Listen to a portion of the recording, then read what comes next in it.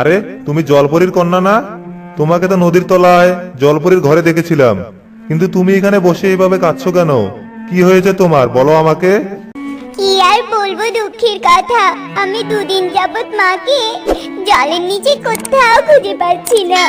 এমনকি মা দুদিন ধরে ঘরেও ফিরছে না। তবে আবার মনে আছে মা শেষবার এই তীরের দিকে এসেছিল। আমার দিব্য শক্তি বলছে মাকে নিশ্চয়ই কোনো দুষ্ট লোক বন্দি করে নিয়ে গেছে। কি বলছো তুমি এসব? জলপরী গর্ভবতী?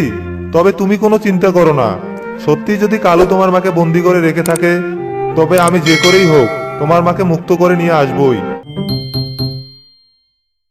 হ্যাঁ গো, আজ কিন্তু বাজার না করলে চুলায় হাঁড়ি উঠবে না, এই বলে দিলাম।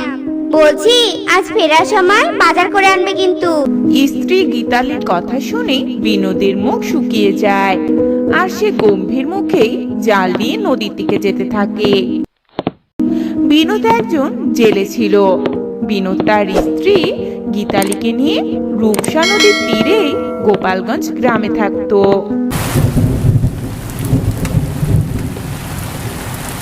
কখন থেকে নদীতে জাল ফেলছি, কিন্তু একটা মাছও তো উঠলো না।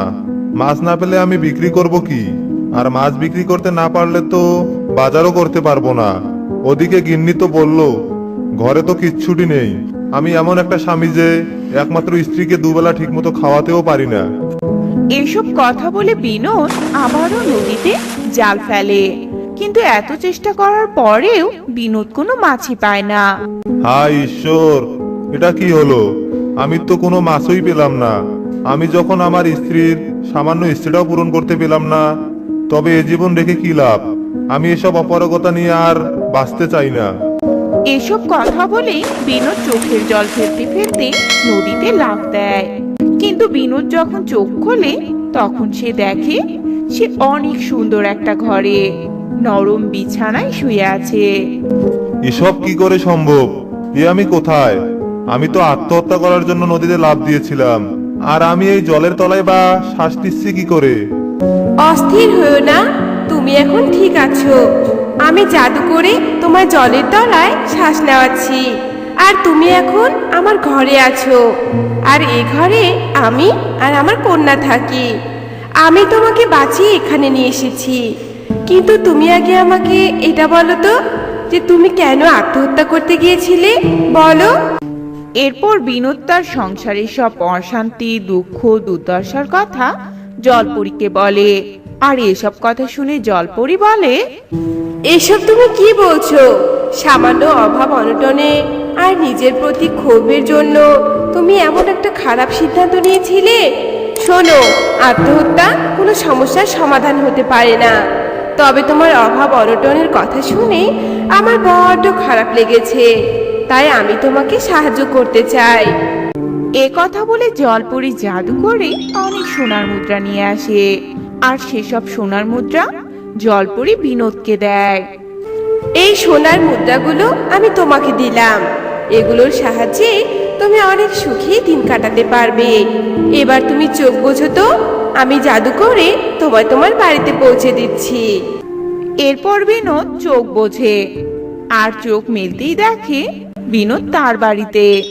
এরপর বিনোদ জলপরীর দেয়া সোনার মুদ্রার সাহায্যে নিজের অনেক উন্নতি করে, অনেক বড় বাড়ি বানায়, স্ত্রীকে নিয়ে অনেক আরামায়েশে দিন কাটাতে শুরু করে। আর বিনোদের হঠাৎ এমন উন্নতি দেখে বিনোদের বন্ধু মাছ ব্যবসায়ী কালু খুবই অবাক হয়। আরে বিনোদ, এত সুন্দর বাড়ি তুই কবে করলি? বেশ কিছুদিন ধরে মাছ বেচতে বাজারে যে যাস না, তাই আমি নিজেই এলাম তোর খোঁজ খবর নিতে। তা তো আসবেই বন্ধু। আমার কাছে যে খুব অল্প টাকায় মাছ কিনতি আর নিজে চড়া দামে মাছ বিক্রি করতি, পরে সবকিছুই আমি জানতে পেরেছি। যাকগে, তুই যে বাড়ি বয়ে আমার খবর নিতে এসেছিস, আমি ভীষণ খুশি হয়েছি। যাক, ওসব কথা ভুলে যা তুই। এখন বল, এত বড় বাড়ি বানানোর টাকা কোথায় পেলি? আর এত আরামাইশ করেই বা চলছিস কি করে? এরপর বিনোদ কালুকে জলপরীর ব্যাপারে সব কথা বলে, আর এসব কথা শুনে তো কালুর ভীষণ লোভ হয়। কি কাণ্ড! আত্মহত্যা করতে গিয়ে কিনা জলপরীর খোঁজ পেয়ে গেলি, আর জলপরী তোকে আবার সোনার মোহরও দিল। সত্যি জলপরি তোর কপাল খুলে দিল একেবারে। তবে থাক, এখন আমি যাই, ওদিকে অনেক কাজ পড়ে আছে। আর বাড়িতে গিয়ে কালু তো স্থির হয়ে বসতেই পারছিল না। না, এ কিছুতেই হতে পারে না। ওই বেটা বিনোদ একদিনে জলপরীকে ভুলিয়ে আমার থেকে বেশি ধনী হয়ে গেল, আর আমি কিনা সেসব গল্প চুপচাপ শুনলাম।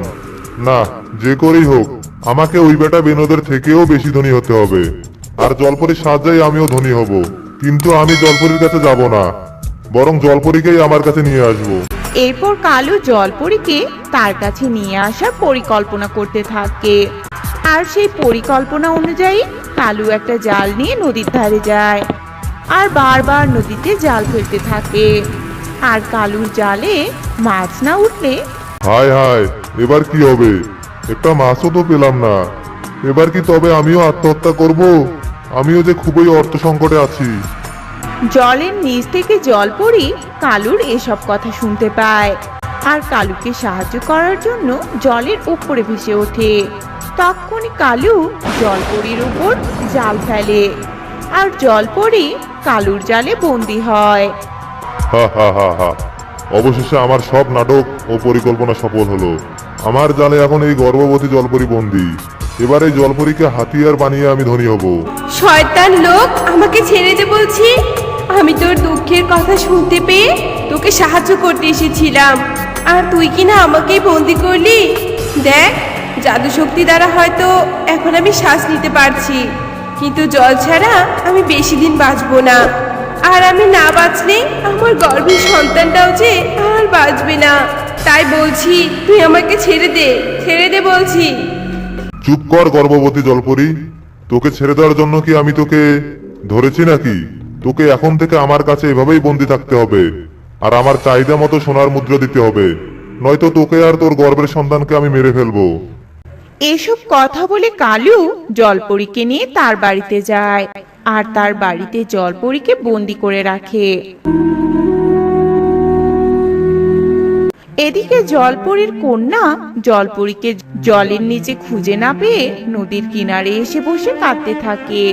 ঠিক তখনই সেই দিক দিয়ে বিনোদ যাচ্ছিল আর জলপরীর কন্যাকে দেখে তার কাছে যায়। আরে, তুমি জলপরীর কন্যা না? তোমাকে তো নদীর তলায় জলপরীর ঘরে দেখেছিলাম, কিন্তু তুমি এখানে বসে এইভাবে কাঁদছো কেন? কি হয়েছে তোমার, বলো আমাকে। কি আর বলবো দুঃখের কথা, আমি দুদিন যাবত মাকে জলের নিচে কোথাও খুঁজে পাচ্ছি না। এমনকি মা দুদিন ধরে ঘরেও ফিরছে না। তবে আবার মনে আছে, মা শেষবার এই তীরের দিকে এসেছিল। আমার দিব্য শক্তি বলছে মাকে নিশ্চয়ই কোনো দুষ্ট লোক বন্দি করে নিয়ে গেছে। কিন্তু তোমার মাকে কে বন্দি করবে? তোমরা জলপরীরা যে এই নদীতে থাকো তা তো আমি ছাড়া আর কেউ জানে না। আর এই ব্যাপারে শুধু আমি আমার বন্ধু কালুকে বলেছিলাম। তবে কালুই কি তোমার মাকে বন্দি করে নিয়ে গেছে? হতেও পারে, কারণ কালু তো ভীষণ লোভী। কি কি বলছো তুমি? যে আমার মাকে বন্দি করেছে তাকে তুমি চেনো? দয়া করে তবে তুমি আমার মাকে মুক্ত করো। আমার মা যে গর্ভবতী, আমার মায়ের পেটে যে আবার ছোট্ট বোন আছে। এভাবে ডাঙায় থাকলে যে আমার মা আর বোন দুজনেই মরে যাবে গো। কি বলছো তুমি এসব? জলপরী গর্ভবতী? তবে তুমি কোনো চিন্তা করো না। সত্যি যদি কালু তোমার মাকে বন্দি করে রেখে থাকে, তবে আমি যে করেই হোক তোমার মাকে মুক্ত করে নিয়ে আসবই।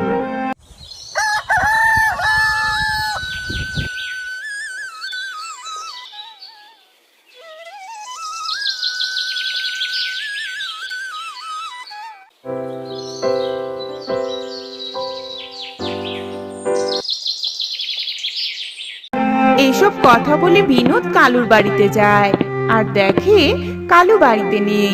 সেই সুযোগে বিনোদ কালুর ঘরে ঢোকে আর দেখে সত্যি কালু জলপরীকে বন্দি করে রেখেছে। আর ডাঙায় থাকতে থাকতে জলপরী অসুস্থ হয়ে পড়েছে।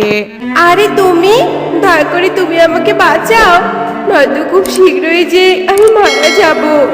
দয়া করে বাঁচাও আমায়। এমন করে অনুরোধ করতে হবে না জলপরী।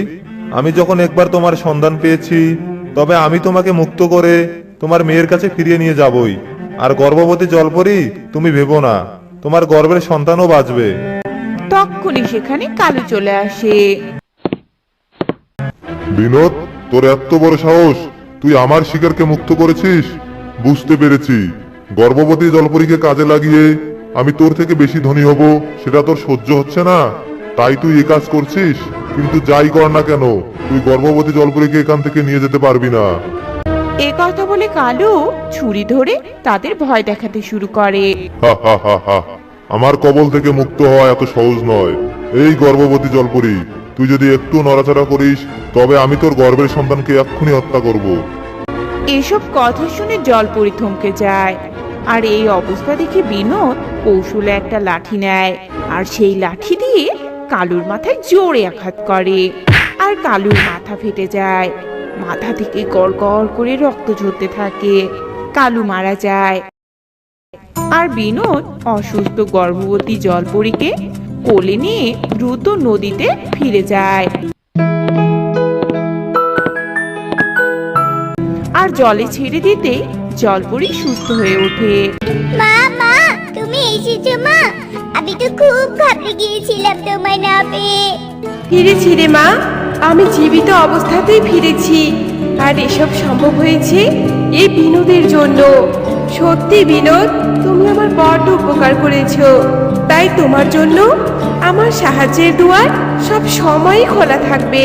তোমার যখনই দরকার হবে তুমি এখানে এসে আমায় ডেকো, আমি তোমার সাহায্য করব। এরপর জলপরি আর জলপরি কন্যা বিনোদকে বিদায় জানিয়ে জলে ডুবে যায়। তো বন্ধুরা, আমাদের আজকের গল্পটি তোমাদের কাছে কেমন লেগেছে তা কমেন্টে জানাতে ভুলো না কিন্তু।